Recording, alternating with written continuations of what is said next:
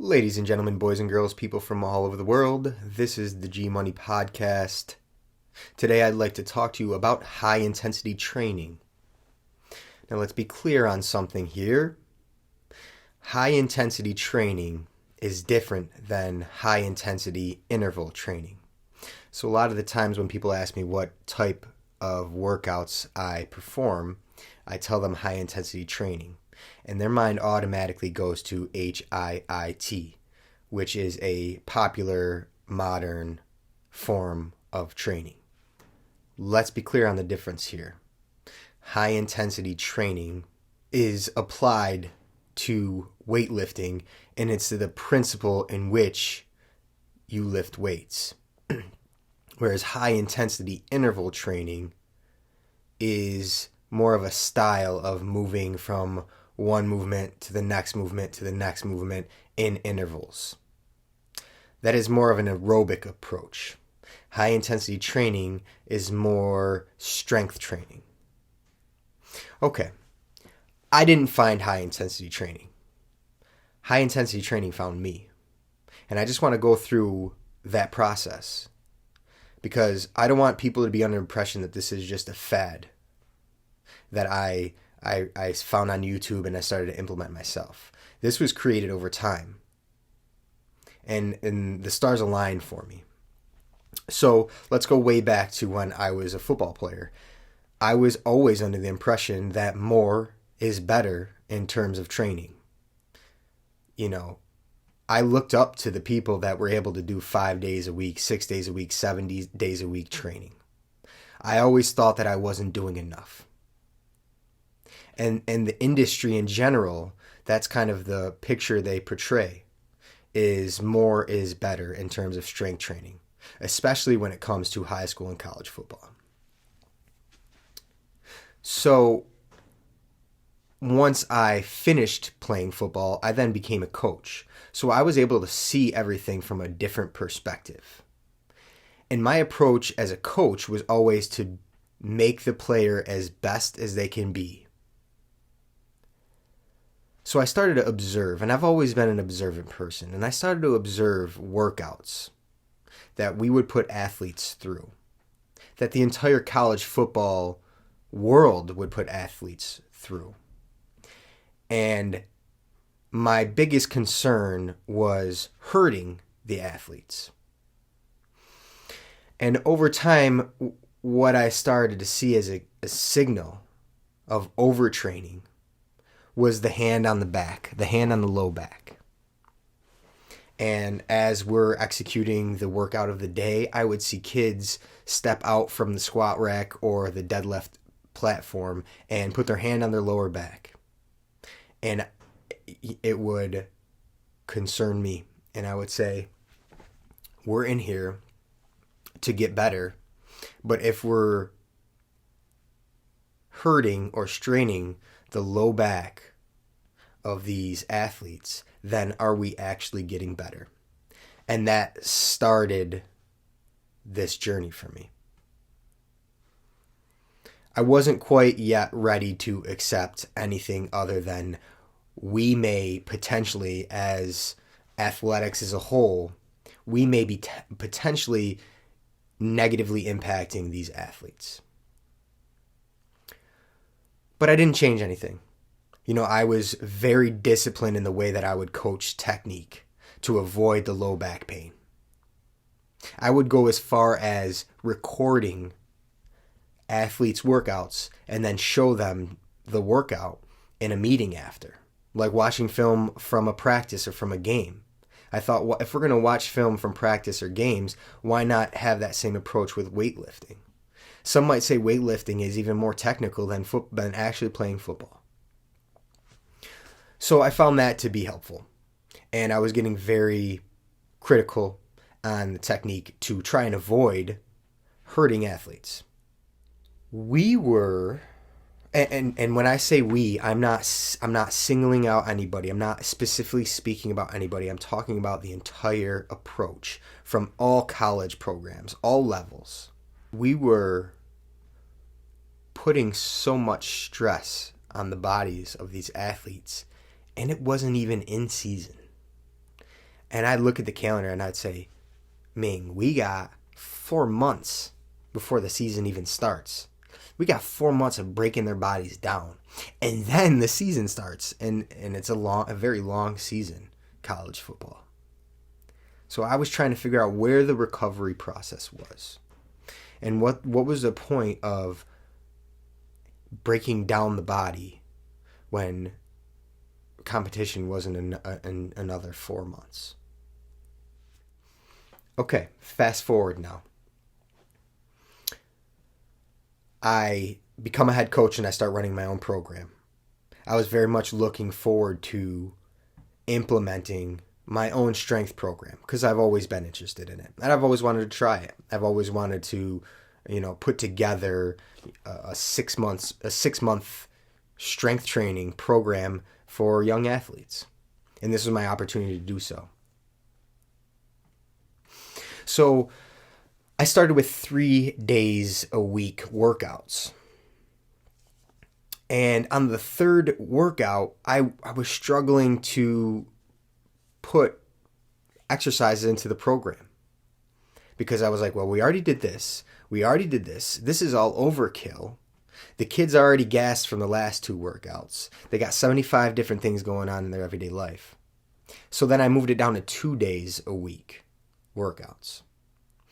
And I found that the kids were still getting stronger. And there's a mental side of that too, where it doesn't get dull. If it's 2 days a week, by the time you're done with your second workout, it's the weekend and you're fresh. Your mind is still fresh. So there was a physical aspect of it that we were still getting results from 2 days a week. And there was a mental side of it that the kids weren't mentally getting worn down, or they weren't getting bored with it. Let's face it, nobody wants to be bored, and boredom is not talked about enough when it comes to training. Okay, so the 2 days a week were starting to grow some legs for me. And then there was another phenomenon that happened. If anybody got into high school coaching, you know that some kids tend to be a little bit flaky. And what I was finding is that when kids would miss workouts, and even sometimes a week at a time or 2 weeks at a time, they would come back to a workout session and have major progress from the previous workout, even though they missed a full week of lifting. And they would have more progress than their peers who didn't miss any workouts. And this continued to happen over and over again. I would have an athlete come up to me and say, I'm going on vacation. Should I be doing something with my family? And I'd say, no, go on vacation and enjoy. Because I knew when they would come back, they would make a major jump. And it happened every time. So then, I started to witness this. This started to become a reality. And that's, again, another step that led me to high intensity training. Sometimes I was thinking, man, is 2 days a week even too much? If these kids are coming 1 day a week and then skipping the second day, but still making major gains, then maybe I should just put this down to 1 day a week. But I was still concerned with that because that wasn't the norm. And I wasn't really ready to go against the grain that aggressively, especially as a young new coach. So I kept it to do 2 days a week. During COVID, I was doing Zoom workouts with the athletes. Those who wanted to do workouts would log on to Zoom, and we would perform body weight workouts at home. And we would do competition to finish. And the competition would be who can hold the plank the longest, who can hold the wall sit the longest, who can hold the squat hold the longest. And I was finding that it was very difficult. Holding a squat hold until failure was very difficult, and I'm going to get back to failure. But the next day, I felt a deep fatigue of the muscle after taking a plank to failure or a squat to failure. And then I was thinking to myself, there's something to moving the body to failure. There's something not only physically but mentally that happens as you're holding a plank and you want to drop, but you also want to win the competition. So you have to distract your mind and your body to try and hold it as long as possible. So there's a physical and a mental aspect of it. This eventually brought me to momentary muscular failure. Okay, so we fast forward here. I get out of coaching altogether. And I start doing workouts on my own. And I don't know the exact moment that I read about momentary muscular failure, but it was definitely either an article or a YouTube video. And it was either Doug McGuff or Jay Vincent that introduced me to the idea of momentary muscular failure and high intensity training. You know, my whole life in football, in business, in workouts, I've always tried to figure out why. You know, I've broken down inside zone far more than I needed to because I want to understand why. So when I met momentary muscular failure, it started to make sense to me. This whole time I was working out just to move to move. More is better. But I never really understood why and what builds muscle and what happens at the cellular level and what happens to the cardiovascular system while you're under tension. And so that opened up a network of very, very smart, intelligent, deep thinking people of the high intensity training community. And all these people were very similar to me. They wanted to know why. They wanted to study. They didn't want to do the norm.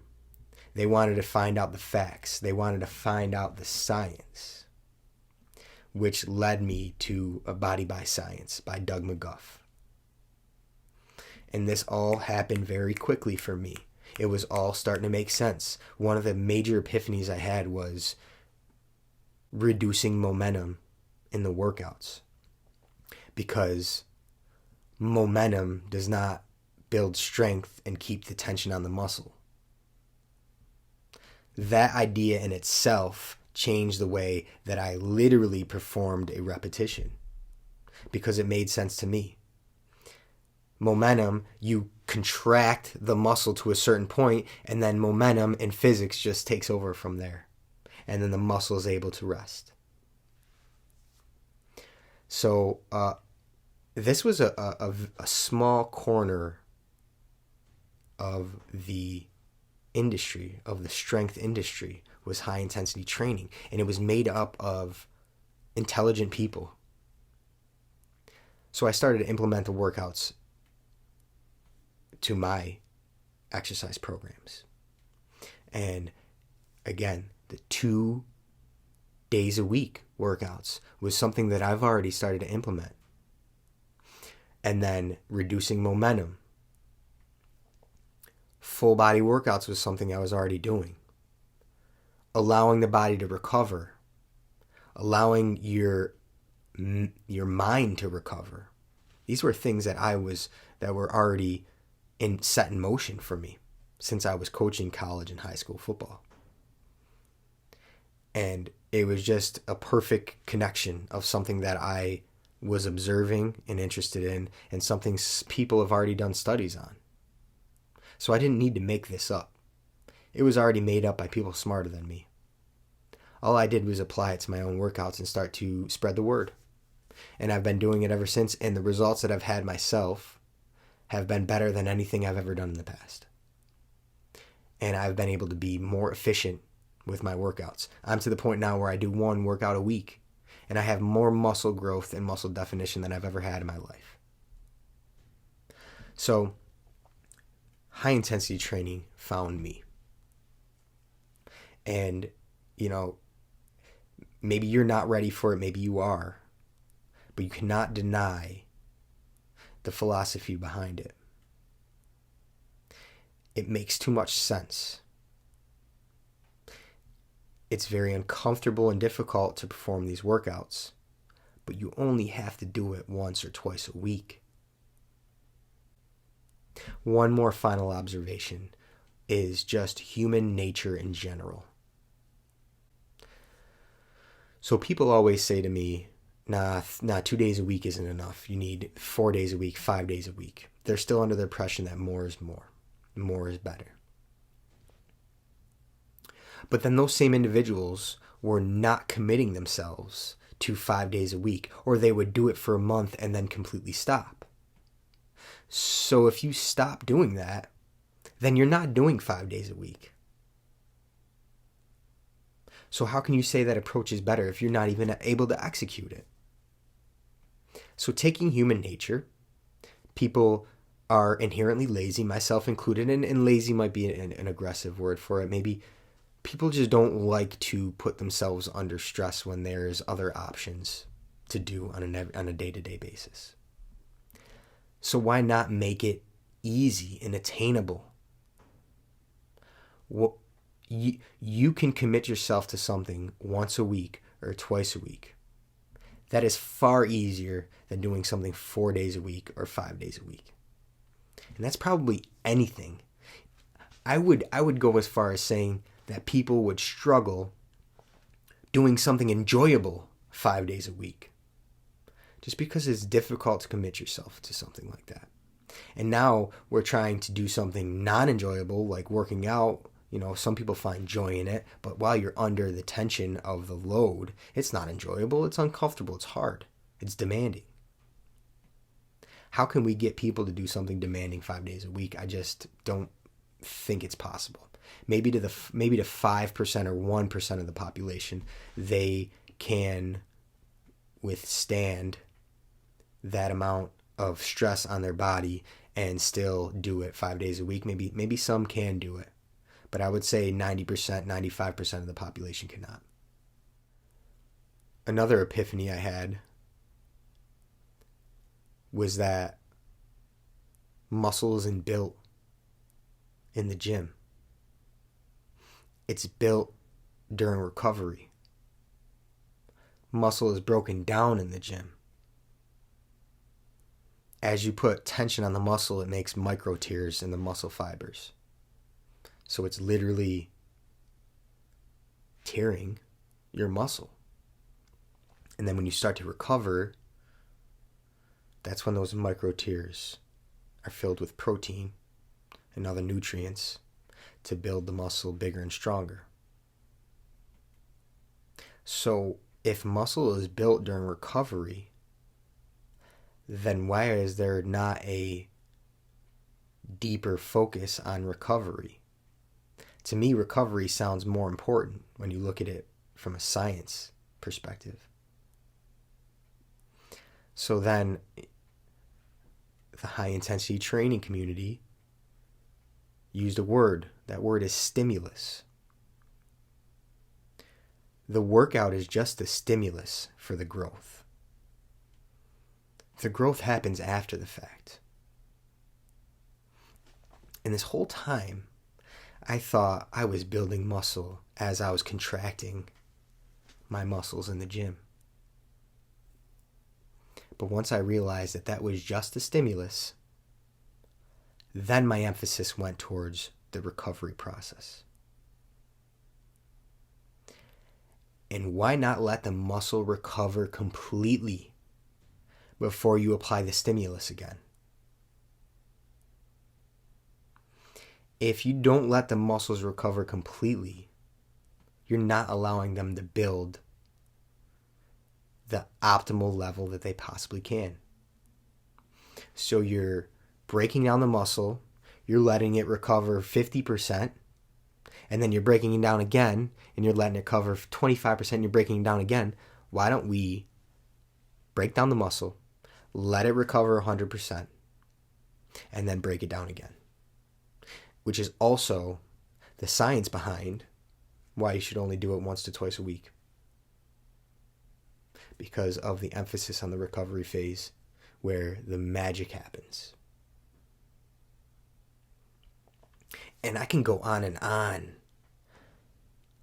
of the different aspects of high intensity training that make sense. Common sense. But I think that's all for now. If you have any more questions about this, reach out to me. You know, you might be in denial of it because it goes away from the norm, and that's fine. But don't be afraid to try it out. Prove me wrong. I'd rather you try it and try to prove me wrong than completely disagree with it and never try it again, or try it at all. Okay, so that's high intensity training and how I was introduced to it and am currently executing those principles. There's much more to this, but I think that's all for now. Ladies and gentlemen, boys and girls, people from all over the world, this is the G Money Podcast at Studio Athletics in downtown Utica. Over and out until next time. Thank you very much.